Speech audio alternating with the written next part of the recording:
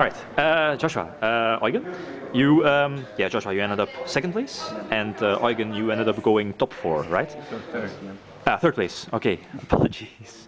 Both with the same deck, like Paleozoic. One card different. One card different. Okay. Is there anything you want to say before you go to the list?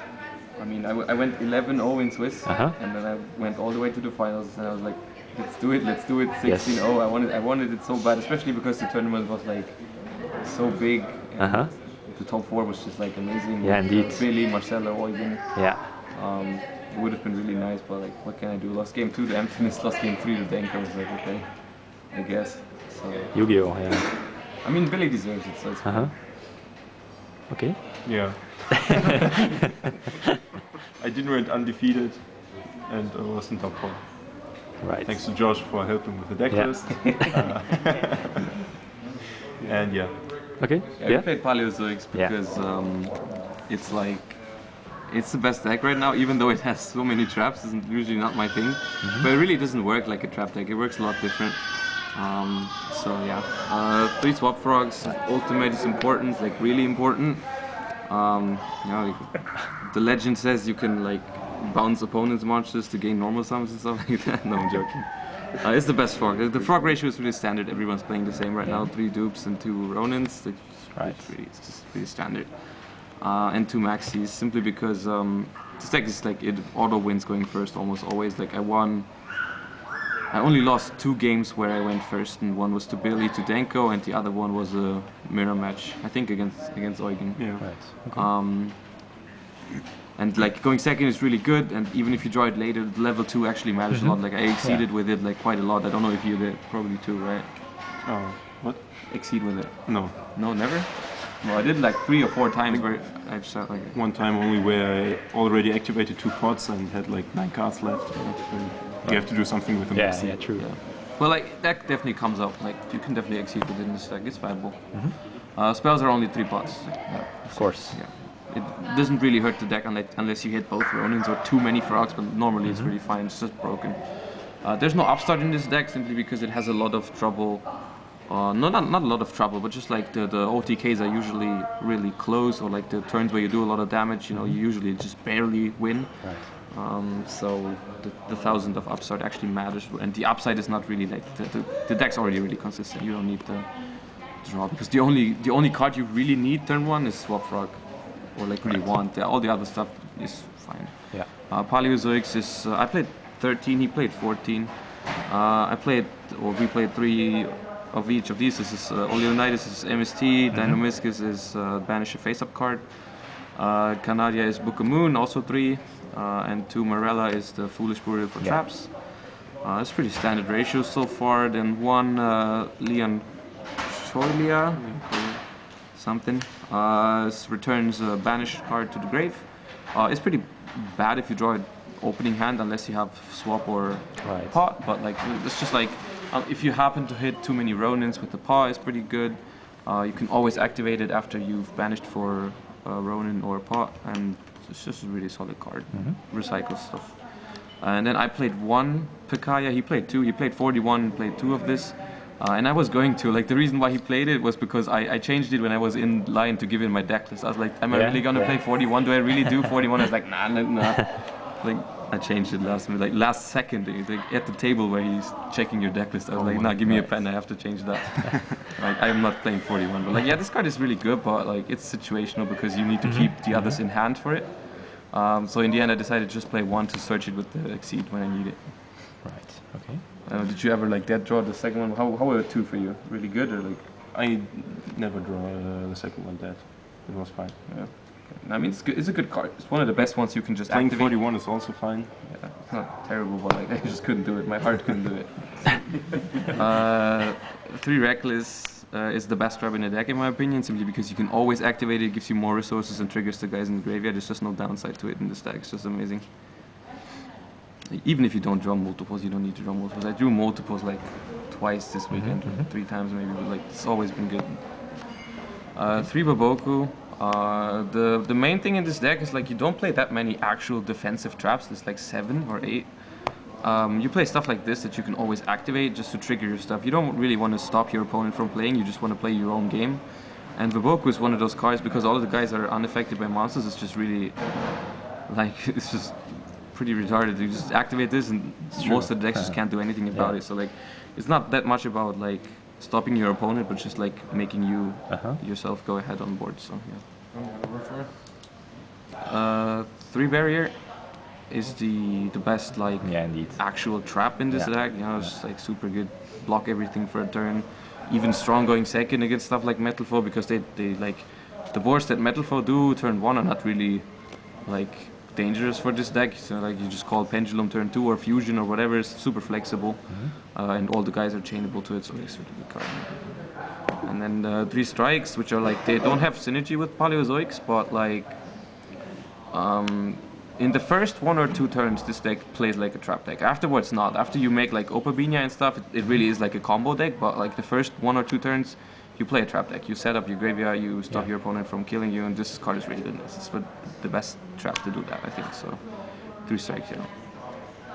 1 breakthrough sent with Morella, also just like a really good general trap. Yeah, it's just really good in this deck. And then 1 compose. In my opinion, next to Barrier, the best generic trap. Like normal trap, not counter trap, because it's good going first, good going second, good against all the extra deck stuff, and you can always activate it on your turn, their turn, doesn't matter. Really good. So yeah, it's 40 for me, 41 for him. Okay. The rest was all the same. Extra deck is 3 toads. You definitely need 3. Super broken. Shoutouts to the apple.